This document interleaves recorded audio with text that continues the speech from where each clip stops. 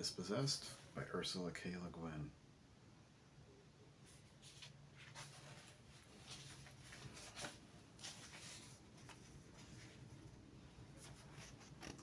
Two maps that aren't important.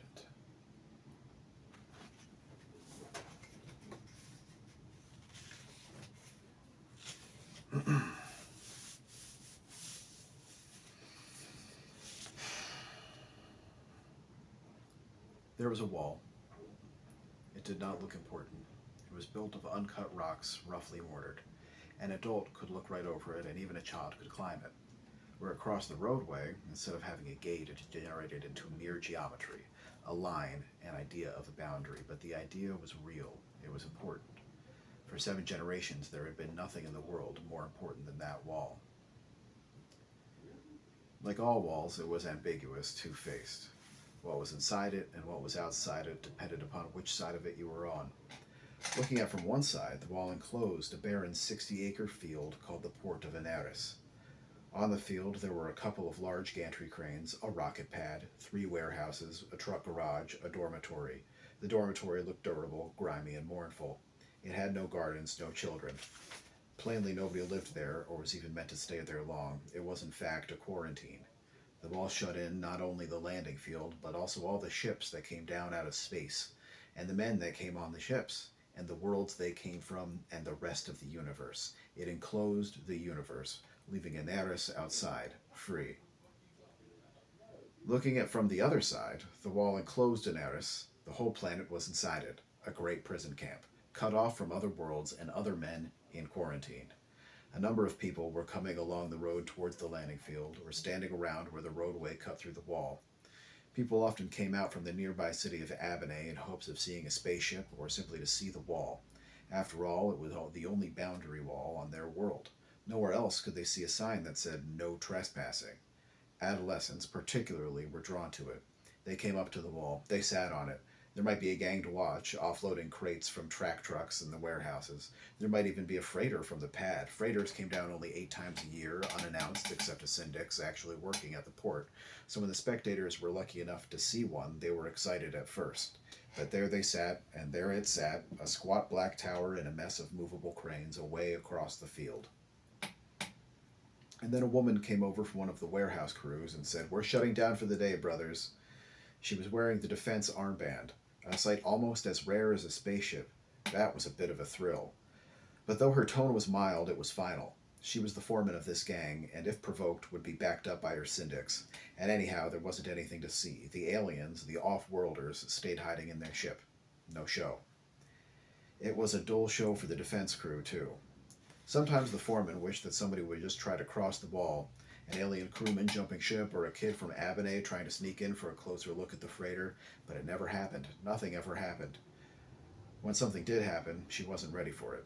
The captain of the freighter Mindful said to her, "Is that mob after my ship?" The foreman looked and saw that in fact there was a real crowd gathered around the gate, 100 or more people.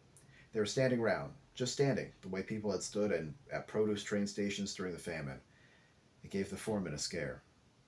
"No, they, protest," she said in her slow and limited iotic. "Protest the, passenger." "You mean they're after this bastard we're supposed to take? Are they going to try to stop him or us?" The word bastard, untranslatable in the foreman's language, meant nothing to her except some kind of foreign term for her people.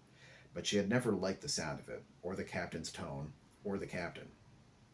"Can you look after you?" she asked briefly. "Hell yes. You just get the rest of this cargo unloaded quick and get this passenger bastard on board.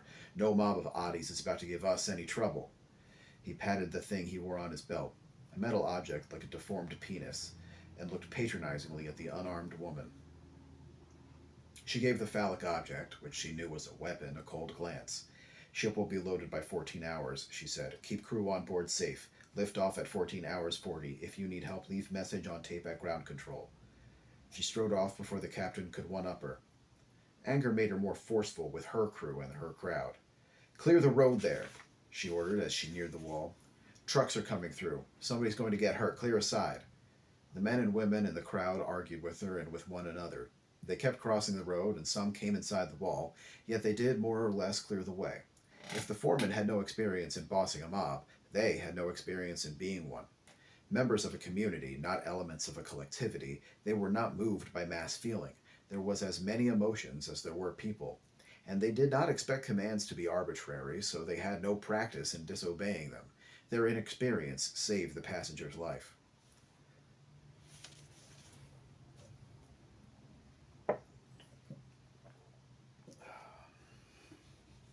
Some of them had come to kill a traitor. Others had come to prevent him from leaving or to yell insults at him or just to look at him, and all these others obstructed the sheer brief path of the assassins. None of them had firearms, though a couple had knives. Assault to them meant bodily assault. They wanted to take the traitor into their own hands. They expected him to come guarded in a vehicle. While they were trying to inspect a goods truck and arguing with his outraged driver, the man they wanted came walking up the road alone. When they recognized him, he was already halfway across the field with 5 defense syndicates following him. Those who had wanted to kill him resorted to pursuit, too late, and to rock throwing, not quite too late. They barely winged the man they wanted, just as he got to the ship, but a 2-pound flint caught one of the defense crews on the side of the head and killed him on the spot. The hatches of the ship closed, the defense crew turned back, carrying their dead companion. They made no effort to stop the leaders of the crowd who came racing toward the ship, though the foreman, white with shock and rage, cursed them to hell as they ran past, and they swerved to avoid her. Once at the ship, the vanguard of the crowd scattered and stood irresolute. The silence of the ship, the abrupt movement of its huge skeletal gantries, the strange burned look of the ground, the absence of anything in human scale disoriented them. A blast of steam or gas from something connected to the ship made some of them start. They looked up uneasily at the rockets, vast black tunnels overhead. A siren whooped in warning far across the field. First one person, then another started back toward the gate. Nobody stopped them. Within 10 minutes the field was cleared. The crowd scattered out along the road to Avonay. Nothing appeared to have happened after all. Inside the Mindful, a great deal was happening. Since ground control had pushed launch time up, all routines had to be rushed through in double time. The captain had ordered that the passenger be strapped down and locked in the crew lodge along with the doctor to keep them out from underfoot. There was a screen in there. They could watch the lift-off if they liked. The passenger watched. He saw the field and the wall around the field, and far outside the wall the distant slopes of the Netherus, speckled, and scrub holum and sparse silvery moonthorn. Made up words.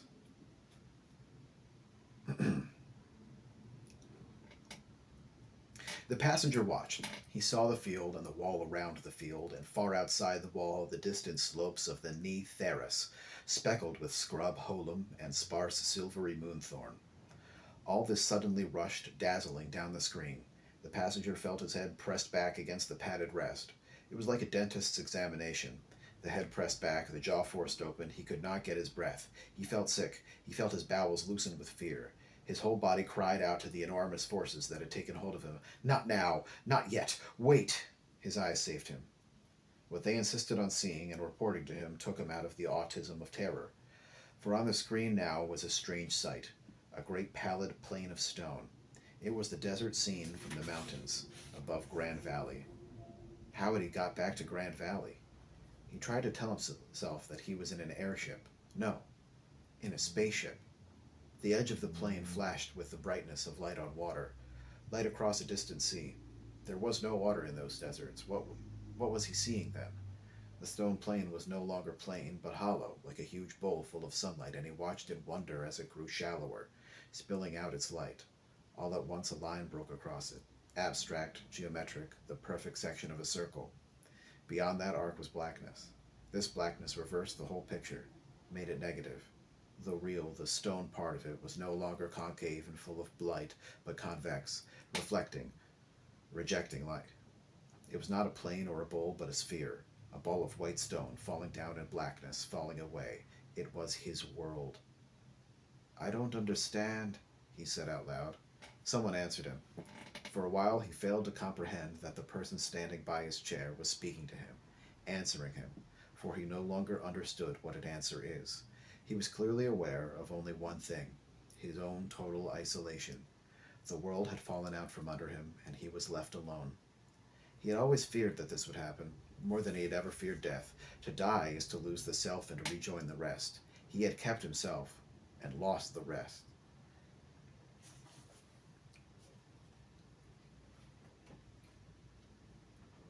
He was able at last to look up at the man standing beside him. It was a stranger, of course. From now on, there would be only strangers. He was speaking in a foreign language, Iotic. The words made sense. All the little things made sense. Only the whole thing did not. The man was saying something about the straps that held him into the chair. He fumbled at them. The chair swung upright and he nearly fell out of it, being giddy and off balance. The man kept asking if someone had been hurt. Who was he talking about? Is he sure he didn't get he hurt? The polite form of direct address in Iotic was in the third person. The man meant him himself. He did not know why he should have been hurt. The man kept saying something about throwing rocks, but the rock will never hit, he thought. He looked back down at the screen for the rock, the white stone falling down in darkness, but the screen had gone blank. I am well, he said at last, at random. It did not appease the man. Please come with me. I am a doctor. I am well. Please come with me, Dr. Shevik. You are a doctor, Shevik said after a pause. I am not. I am called Shevik. The doctor, a short, fair, bald man, grimaced with anxiety. You should be in your cabin, sir. Danger of infection. You weren't to be in contact with anybody but me. I've been through 2 weeks of disinfection for nothing. Get down. God damn that captain. Please come with me, sir. I'll be held responsible. Shevik perceived that the little man was upset. He felt no compunction, no sympathy. But even where he was, in absolute solitude, the one law held, the one law he had ever acknowledged. All right, he said, and stood up. He still felt dizzy, and his right shoulder hurt. He knew the ship must be moving, but there was no sense of motion. There was only silence, an awful, utter silence, just outside the walls. The doctor led him through silent metal corridors to a room. It was a very small room, with seamed blank walls. It repelled Shevik, reminding him of a place he did not want to remember. He stepped in the doorway, but the doctor urged and pleaded, and he went on in. He sat down on the shelf-like bed, still feeling lightheaded and lethargic, and watched the doctor incuriously. He felt he ought to be curious. This man was the first Erasti he had ever seen, but he was too tired. He could have lain back and gone straight back to sleep. He had been up all night before, going through his papers. 3 days ago he had seen Takvar and the children off in peace and plenty, and ever since then he had been busy, running out to the radio tower to exchange last-minute messages with people on Urus, discussing plans and possibilities with Badap and the others. All through the hurried days ever since Takvar left, he had not felt that he was doing all the things he did, but that they were doing him. He had been in other people's hands. His own will had not acted. It had had no need to act. It was his own will that had started it all, that had created this moment and these walls about him now. How long ago? Years? 5 years ago, in the silence of night at Jakar in the mountains, when he had said to Takvar, I will go to Abane and unbuild walls. Before then, even long before in the dust, in the years of the famine and despair, when he had promised himself that he would never act again but by his own free choice. And following that promise, he had brought himself here, to this moment without time, this place without an earth, this little room, this prison. The doctor had examined his bruised shoulder. The bruise puzzled Shevek. He had been too tense and hurried to realize what had been going on at the landing field and had never felt the rock strike him. Now he turned to him, holding up a hypodermic needle. I do not want that, Shevik said. His spoken Iotic was slow, and as he knew from radio exchanges, badly pronounced, but it was grammatical enough. He had more difficulty understanding than speaking. This is a measles vaccine, said the doctor, professionally deaf. No, said Shevik. The doctor chewed his lip for a moment and said, Do you know what measles is, sir? No.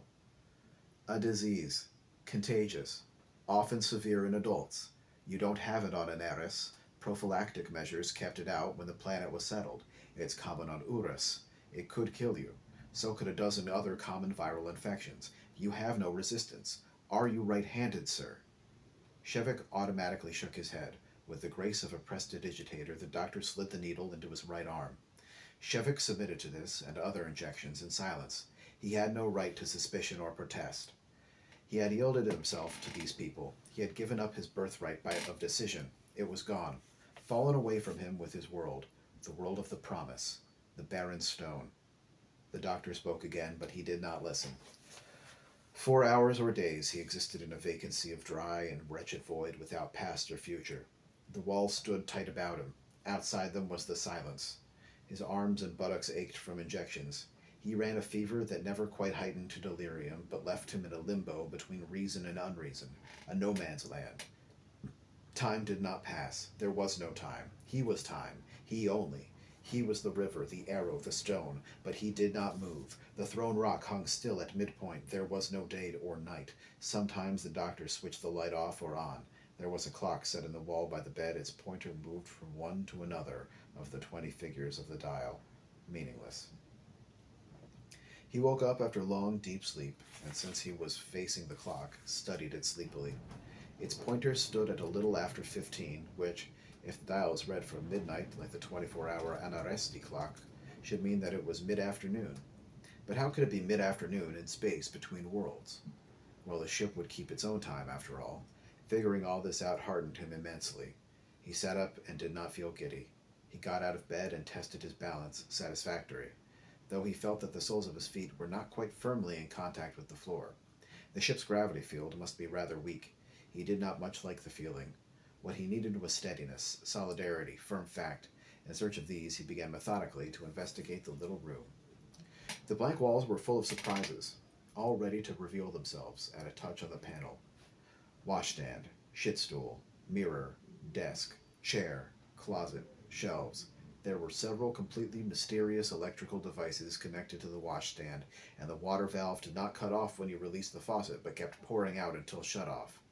A sign, Shevik thought, either of great faith in human nature or of great quantities of hot water. Assuming the latter, he washed all over, and, finding no towel, dried himself with one of the mysterious devices, which emitted a pleasant tickling blast of warm air. Not finding his own clothes, he put back on those he had found himself wearing when he woke up, loose-tied trousers and a shapeless tunic, both bright yellow with small blue spots. He looked at himself in the mirror. He thought the effect unfortunate. Was this how they dressed on Urus? He searched in vain for a comb, made due by braiding back his hair, and so groomed made to leave his room. He could not. The door was locked.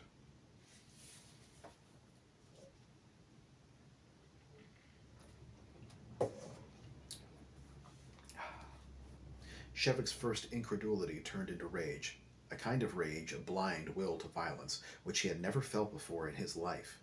He wrenched at the immovable door handle, slammed his hand against the slick metal of the door, then turned and jabbed the call button, which the doctor had told him to use at need. Nothing happened. There were a lot of other little numbered buttons of different colors on the intercom panel. He hit his hand across the whole lot of them. The wall speaker began to babble. "Who the hell, yes, coming right away, out clear, what from 22? Shevik drowned them all out. "Unlock the door!" The door slid open. The doctor looked in. At the sight of his bald, anxious, yellowish face, Shevik's wrath cooled and retreated to an inward darkness. He said, "The door was locked." "I'm sorry, Dr. Shevek. A precaution. Contagion. Keeping the others out." To lock in, the same act," Shevik said, looking down at the doctor with light, remote eyes. "Safety? Safety? Must I be kept in a box?" "The officers' lounge," the doctor offered hurriedly. "Are you hungry, sir? Perhaps you'd like to get dressed and we'll go to the lounge." Shevik looked at the doctor's clothing, tight blue trousers tucked into boots that looked as smooth and fine as cloth themselves.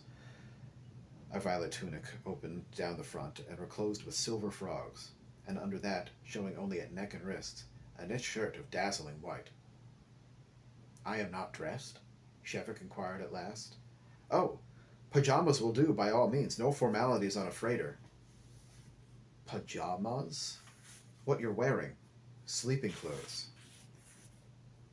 "Clothes to wear while sleeping?"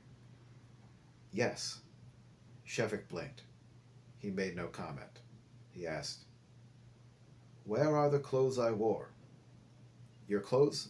I had them cleaned, sterilized. I hope you don't mind, sir." He investigated a wall panel Shevik had not discovered and brought out a packet wrapped in pale green paper.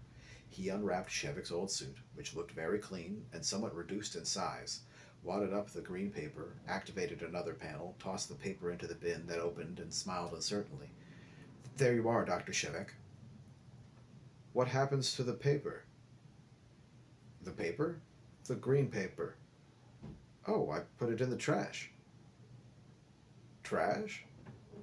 Disposal. It gets burnt up. You burn paper.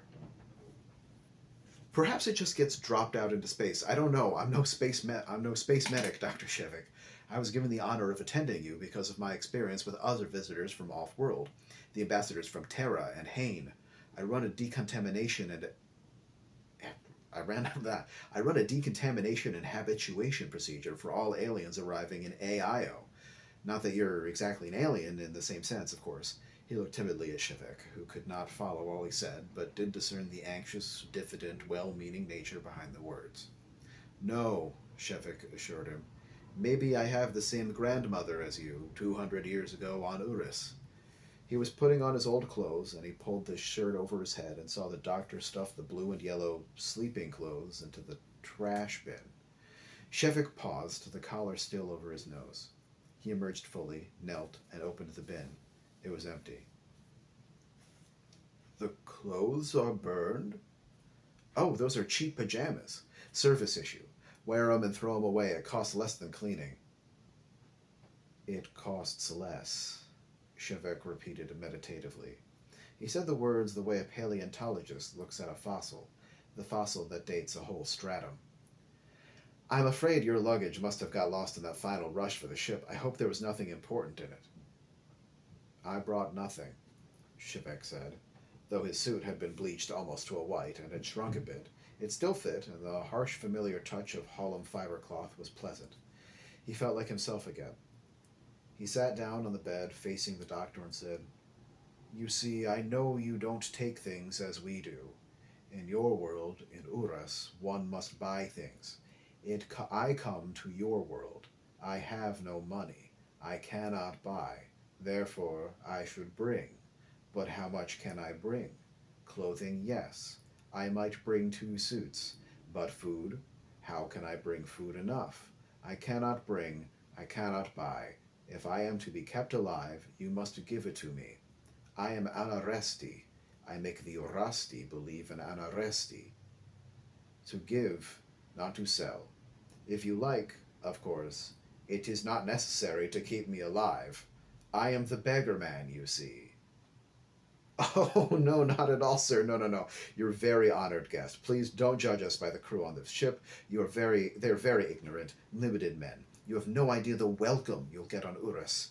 After all, you're the world-famous, galactically famous scientist, and our first visit from an Eris. I assure you, things will be very different when we come to PA our field. I do not doubt they will be different, Shevek said.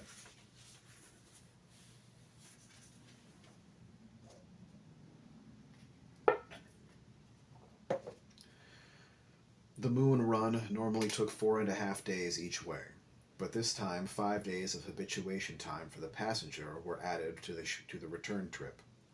Shevek and Dr. Kimo spent them in vaccinations and conversation. The captain of the Mindful spent them in maintaining orbit around Urus and swearing. When he had to speak to Shevek, he did so with an uneasy disrespect. The doctor, man, I'm really thirsty, I'm so sorry.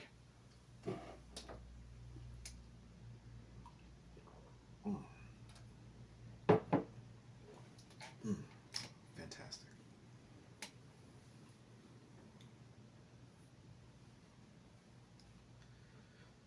The doctor, who was ready to explain everything, had his analysis ready. He's used to looking on all foreigners as inferior, as less than fully human. The creation of pseudo-species, Odo called it, yes. I thought that perhaps on Urus people no longer thought that way, since you have seen there so many languages and nations, and even visitors from the other solar systems. Very few of those, since interstellar travel is so costly and so slow. Perhaps it won't always be so, said Dr. Kimo, evidently with an intent to flatter Shevek, or to draw him out, which Shevek ignored. The second officer, he said, seems to be afraid of me. Oh, with him it's religious bigotry. He's a strict interpretation of epiphanist, recites the primes every night, a totally rigid mind. So he sees me. How? As a dangerous atheist. An atheist? Why? Why, because you're an Adonian from Anaris. There's no religion on Anaris. No religion? Are we stones on Anaris? I mean, established religion, churches, creeds. Kimo flustered easily. He had the physician's brisk self-assurance, but Shevek continually upset it. All his explanations ended up, after 2 or 3 of Shevek's questions, in floundering. Each took for granted certain relationships that the other could not even see. For instance, this curious matter of superiority, of relative height, was important to the Orasti. They often used the word higher as a synonym for better in their writings, wherein Anaresti would use more central. But what did being higher have to do with being foreign? It was one puzzle among hundreds.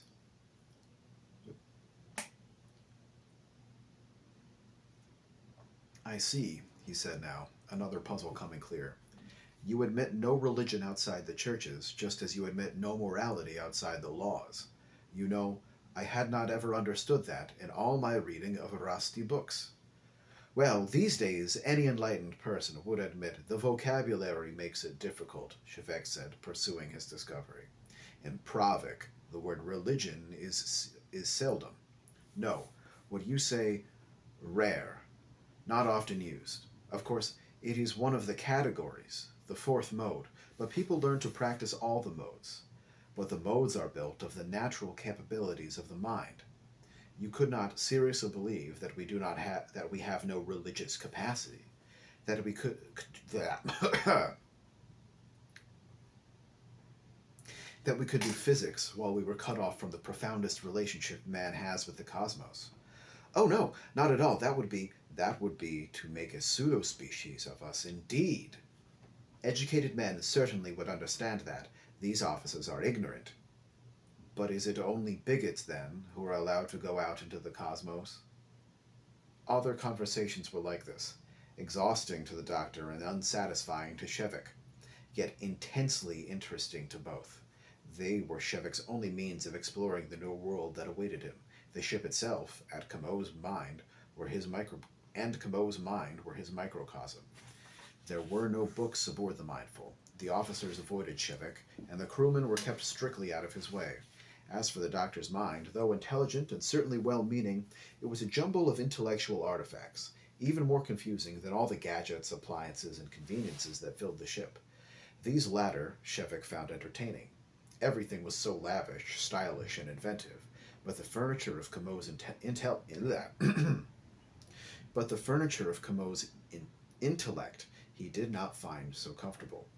Kamo's ideas never seemed to be able to go in a straight line. They had to walk around this and avoid that, and then they ended up smacking against a wall. There were walls around all his thoughts, and he seemed utterly unaware of them. Though he was perpetually hiding behind them, only once did Shevek see them breached in all their days of conversations between the worlds. He had asked why there were no women on the ship, and Kamo had replied that running a space freighter was not women's work.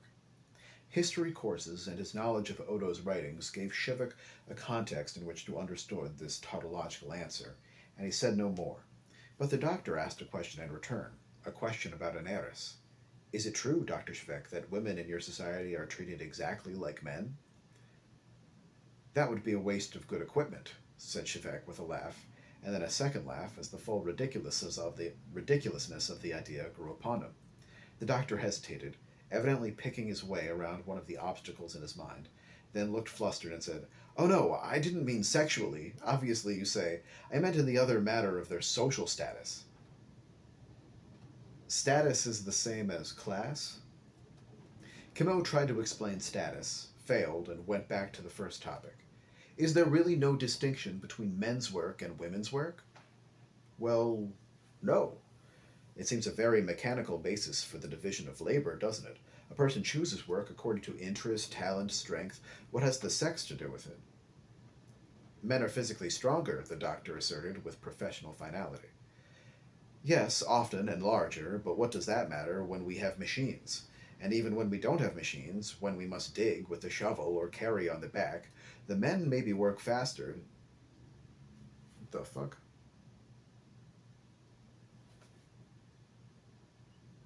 Hmm.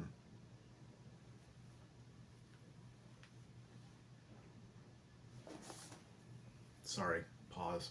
Earbuds being weird.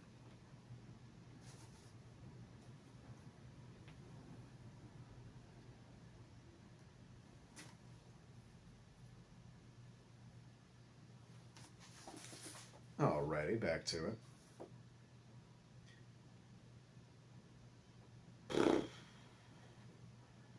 Men are physically stronger, the doctor asserted with professional finality. Yes, often and larger, but what does that matter when we have machines? And even when we don't have machines, when we must dig with the shovel or carry on the back, the men maybe work faster, the big ones, but the women work longer. Often I had wished I was as tough as a woman. Camo stared at him, shocked out of politeness. But the loss of everything feminine, of delicacy, and the loss of masculinity, self respect. You can pretend, surely, in your work that women are treated as equals. In physics, in mathematics, in the intellect, you can't pretend to lower yourself constantly to their level. Shevek sat in the cushioned, comfortable chair and looked around the officers' lounge. On the view screen, the brilliant curves of Urus hung still against black space, like a blue-green opal. That lovely sight in the lounge had become familiar to Shevek in these last days, but now the bright colors, the curvilinear chairs, the hidden lighting, the game tables, the television screens, and the soft carpeting, all of it seemed as alien as it had the first time he saw it. "I don't think I pretend very much, Camo," he said. "Of course I have known highly intelligent women, women who could think just like a man," the doctor said hurriedly, aware that he had been almost shouting, that he had, Shevek thought, been pounding his hands against the locked door and shouting. Shevek turned the conversation, but he went on thinking about it. This matter of superiority and inferiority must be a central one in Orasti's social life. If to respect himself, Camo had to consider half the human race as inferior to him, how then did women manage to respect themselves? Did they consider men inferior? And how did all of that affect their sex lives? He knew from Odo's writings that 200 years ago the main Urasti sexual institutions had been marriage, a partnership authorized and enforced by legal and economic sanctions, and prostitution, which seemed merely to be a wider term, copulation on the economic mode. Odo had condemned them both, and yet Odo had been married. And anyhow, the institutions might have changed greatly in 200 years. If he was going to live on Urus and with the Urasti, he had better find out. It was strange that even sex, the source of so much solace, delight, and joy for so many years, could overnight become an unknown territory where he must tread carefully and know his ignorance, yet it was so. He was warned not only by Camo's queer burst of scorn and anger, but by a previously vague impression that episode brought into focus. When first aboard the ship, in those long hours of fever and despair, he had been distracted, sometimes pleased and sometimes irritated by a grossly simple sensation: the softness of the bed. Though only a bunk, its mattress gave under his weight with caressing suppleness.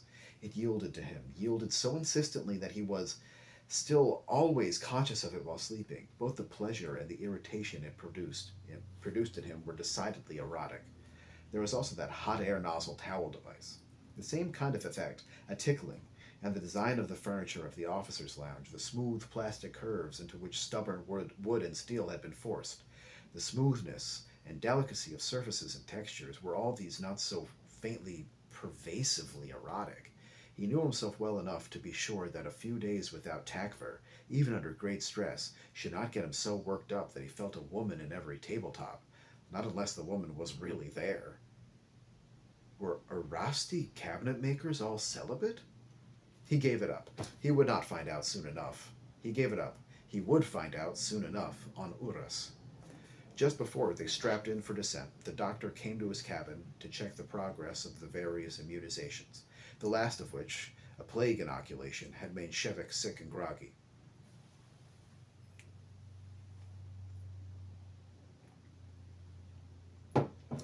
Kimo gave him a new pill.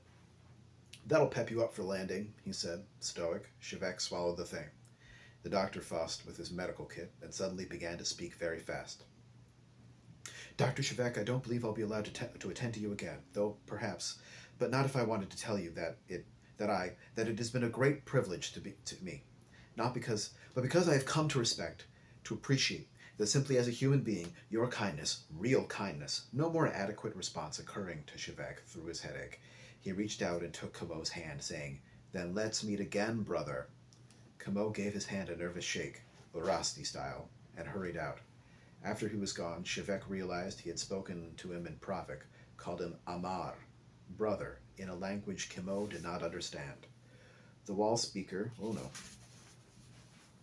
The wall speaker was blatting orders.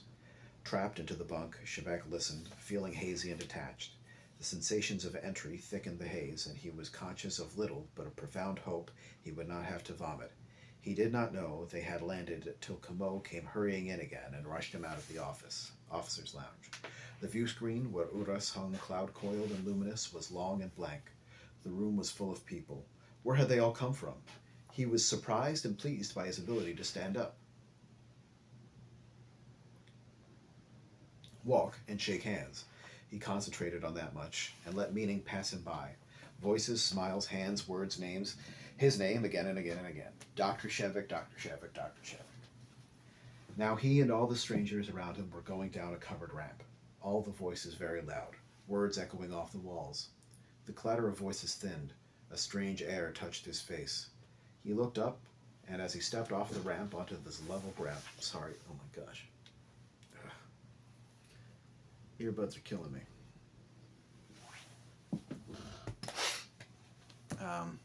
Hopefully you're getting audio.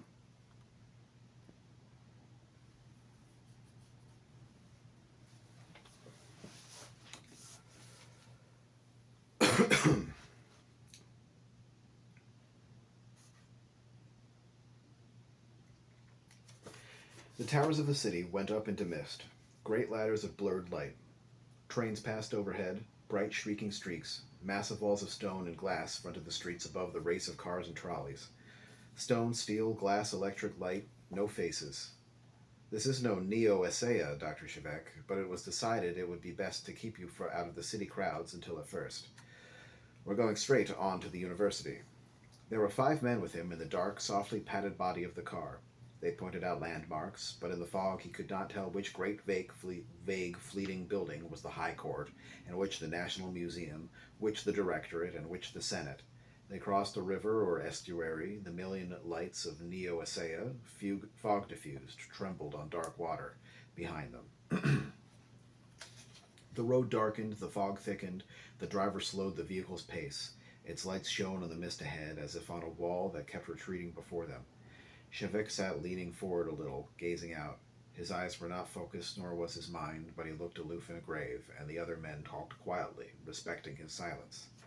What was the thicker darkness that flowed along endlessly by the road? Trees? Could they have been driving ever since they left the city among trees? The iotic word came into his mind. Forest. They would not come suddenly into the desert. The trees went on and on the next hillside, and the next, and the next, standing in the sweet chill of the fog. Endless, a forest all over the world, a still striving interplay of lives, a dark movement of leaves in the night. Then, as Shevek sat marveling, as the car came up out of the fog and of the river valley into clearer air, there looked at him from the darkness under the roadside foliage, for one instant, a face. Whoops.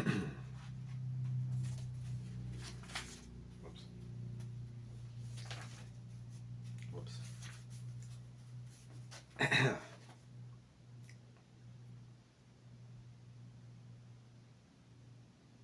It was not like any human face. It was as long as his arm and ghastly white. Breath jetted in vapor from what must be nostrils, and terrible, unmistakable. There was an eye, a large, dark eye, mournful, perhaps cynical, gone in the flash of the car's light. What was that? Donkey, wasn't it? An animal. Yes, an animal. By God, that's right, you have no large animals on Anaris, have you? A donkey's a kind of horse, said another of the men. And another, in a firm, elderly voice, "That was a horse. Donkeys don't come in that size." They wanted to talk to him, but Shevek was not listening again. He was thinking of Takvar. He wondered what that deep, dry, dark gaze out of the darkness would have meant to Takvar.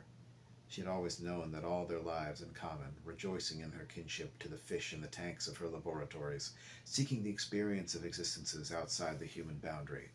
Takvar would have known how to look back in that eye in the darkness under the trees. "There's Iyun ahead. There's quite a crowd waiting to meet you, Dr. Shevek. The president and several directors and the chancellor and, of course, all kinds of bigwigs. But you're tired and we'll get amenities over with as soon as possible." The amenities lasted several hours. He never could remember them clearly afterward. He was propelled from the small dark box of the car into the huge bright box full of people, hundreds of people under a golden ceiling hung with crystal lights. He was introduced to all the people. They were all shorter than he was and bald. The few women there were bald even on their heads. He realized at last that they must shave off all their hair, that very fine, soft, short body hair of his race, and the head hair as well, but they replaced it with marvelous clothing, gorgeous in cut and color. The women in full gowns that swept the floor, their breasts bare, their waists and necks and heads adorned with jewelry and lace and gauze, the men in trousers and coats or tunics of blue, red, violet, gold, green, with slashed sleeves of cascades of lace, or long gowns of crimson or dark green or black that parted at the knee to show white stockings, silver gartered. Another iotic word floated through Shevek's head, one that he had never had the referent for, though he liked the sound of it. Splendor. These people had splendor. Speeches were made. The president of the Senate of the nation of AIO, the man with strange, cold eyes, proposed a toast. "To the new era of brotherhood between the twin planets, and to the harbinger of that new era, our distinguished and most welcome guest, Dr. Shevek of Anaris." The chancellor of the university talked to him charmingly. The first director of the nation talked to him seriously. He was introduced to ambassadors, astronauts, physicists, politicians, dozens of people, all of whom had long titles and honorifics both before and after their names. And they talked to him, and he answered them, but he had no memory later of what anyone had said, least of all himself. Very late at night he found himself in a small group of men walking in the warm rain across a large Parker Square. There was the springy feeling of live grass underfoot. He recognized it from having walked in the Triangle Park in Abernay. That vivid memory and the cool vast touch of night wind awakened him. His soul came out of hiding. His escorts took him into a building and to a room which they explained was his. It was large, about 10 meters long, and evidently a common room, as there were no divisions or sleeping platforms. The three men still with him must be his roommates. It was a very beautiful common room, with one whole wall a series of windows, each divided by a slender column that rose tree-like to form a double arch at the top. The floor was carpeted with crimson, and at the far end of the room a fire burned in an open hearth. Shevek crossed the room and stood in front of the fire. He had never seen wood burned for warmth, but he was beyond wonder. He held out his hands to the pleasant heat and sat down on a polished marble by the hearth. The youngest of the men, who had come with him, sat down across the hearth from him. The other two were still talking. They were talking physics, but Shevek did not try to follow what they said. The young man spoke quietly. "I wonder how you must feel, Dr. Shevek." Shevek stretched out his legs and leaned forward to catch the warmth of the fire on his face. "I feel heavy." "Heavy?" "Perhaps the gravity, or I am tired." He looked at the other men, but through the hearth glow the face was not clear, only the glint of a gold chain and the deep jewel red of a robe. "I don't know your name." "Xiao Pei." "Oh, Pei, yes. I know your articles on paradox." He spoke heavily, dreamily. "There'll be a bar here. Senior faculty rooms always have a liquor cabinet. Would you care for something to drink?" "Water, yes." The young man reappeared with a glass of water as the other two came to join them at the hearth. Shevek drank off the water thirstily and sat looking down at the glass in his hand, a fragile, finely shaped piece that caught the gleam of the fire in its rim of gold. He was aware of the three men, of their attitudes as they sat or stood near him, protective, respectful, proprietary. He looked up at them, one face after the other. They all looked at him expectant. "Well, you have me," he said to them. He smiled. "You have your anarchist. What are you going to do with him?"